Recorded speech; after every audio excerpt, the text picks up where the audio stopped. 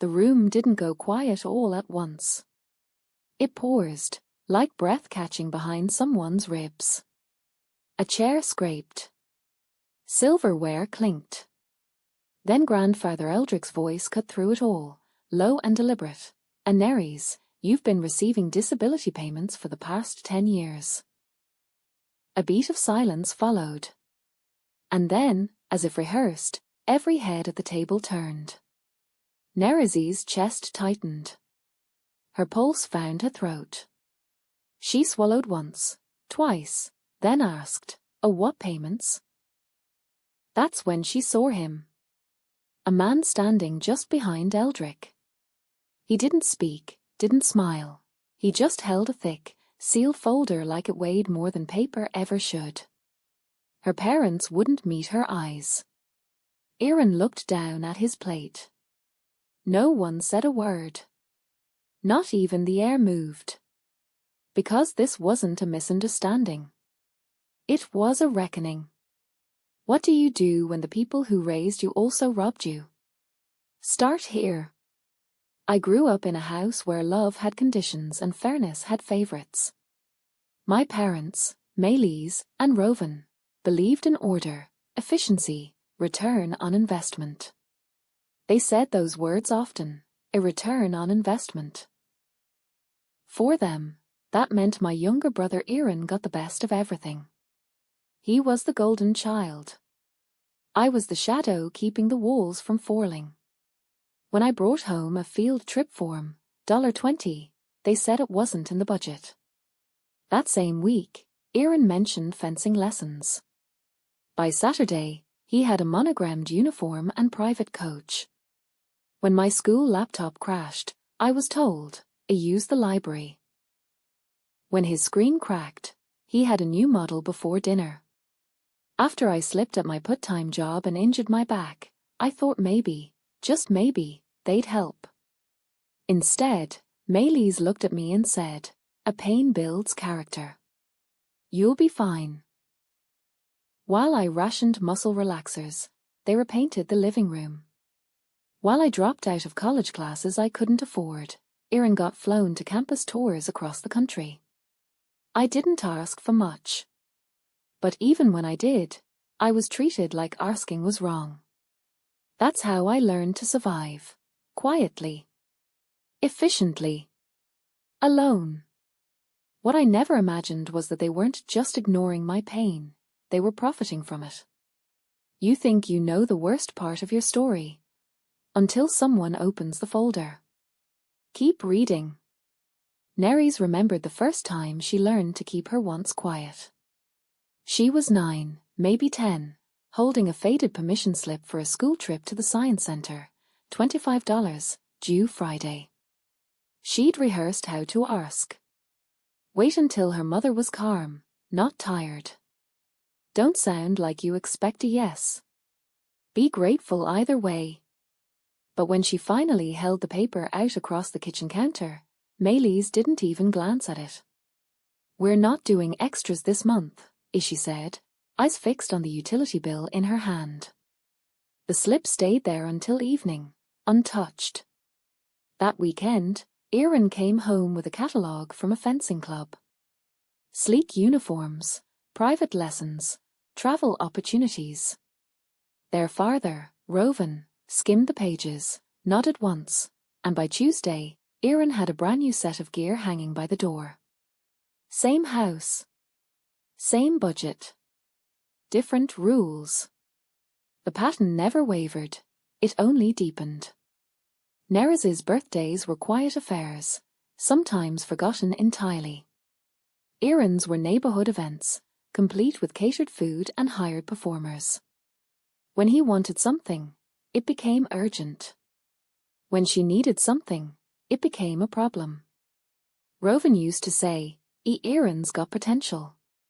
We just have to give him the tools. Neres was told to be a low maintenance, like it was a compliment. By 17, she was working part-time at a shipping warehouse, stacking boxes taller than herself. It wasn't safe, everyone knew that, but she didn't complain. Complaining had never worked. One night, after slipping on a slick patch of concrete, she landed hard and didn't get back up right away. The pain sharpened every breath. Her back never fully recovered. She came home that night pale and trembling, a fresh bottle of muscle relaxers. Tucked into her backpack, the doctor's instructions still folded in her hoodie pocket.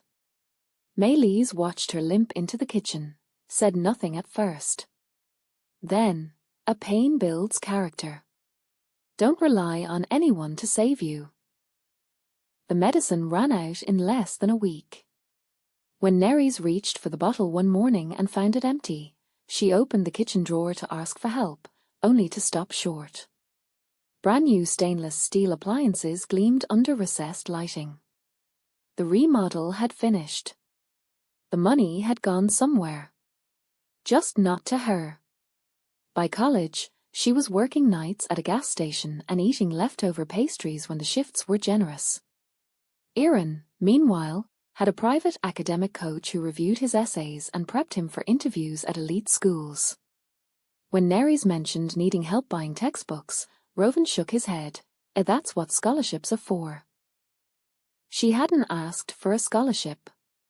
She'd asked for support. Years passed like that, quietly, inevitably. And Nerys learned that silence was her safest currency. If she asked too often, she was selfish. If she pushed back, she was difficult. So she stopped asking. She folded her pain into corners, rationed her sleep and medication, and stayed small. It didn't matter how much she needed. In that house, needs weren't shared. They were assigned. And hers had never made the list. The dining room had never been loud, not really. But after Eldrick spoke, it became something worse than silent. Nerys could feel the table shift, the weight of eyes pressing in from every direction, yet no one moved to answer. Her parents stared down, Aaron scratched at the edge of his napkin. The man behind Eldrick still hadn't said a word, but the folder in his hands seemed to hum with consequence. Eldrick's voice came again, low, deliberate. You've been getting disability payments for 10 years, haven't you? There it was. A second strike, hammering home what the first had cracked open. No one corrected him. No one offered an explanation. Nerys stood. Slowly. Quietly. The legs of her chair made a soft scraping sound against the tile, the kind of noise that might have drawn a scolding glance on any other night. Tonight, no one noticed. She walked out. Past the buffet. The hallway. Her mother's stiff orchids on the entryway table. No one followed. In the bathroom, she locked the door and leaned her hands against the edge of the counter. Her breath came shallow. The mirror didn't help. It just showed her face with too many questions behind the eyes. To the right of the mirror, a framed photo hung like a false memory. The whole family, taken 2 summers ago. Aaron in front, sunlit and grinning. Maylise with a hand on his shoulder. Rowan beside her, all polished posture. Eldrick was tucked in the back, barely visible. Nerys wasn't in it. She left the bathroom without looking again. Slipped out through the side door and didn't stop walking until the night air felt clean enough to breathe. Back at her apartment, the silence followed her inside. She pulled out her phone and opened her bank app. Nothing. No government deposits. No quiet trail of checks waiting to be discovered. Her fingers moved before her thoughts caught up. She opened her email and drafted a message to the Department of Benefits Administration. Subject: Disability Payment Inquiry. She typed out her full name, birth date, social security number. Wrote that she'd recently been informed she was the recipient of ongoing payments and needed a full disbursement history for the last 10 years. She pressed send. Then she opened the box where she kept receipts. Notebooks. Prescription slips. Work injury paperwork. Old insurance rejections and hospital discharge summaries. It had always been about survival, tracking expenses, stretching co-pays, choosing between groceries and medication. She'd never expected any of it to matter beyond the moment. But now the math became a weapon. She opened a spreadsheet. Row by row, she entered every dollar spent on managing her injury, doctor visits, physical therapy sessions, generic medication substitutions, Uber rides to clinics when she couldn't walk to the bus. The numbers climbed faster than she expected. 10 years of documented pain. 10 years of invisible labor.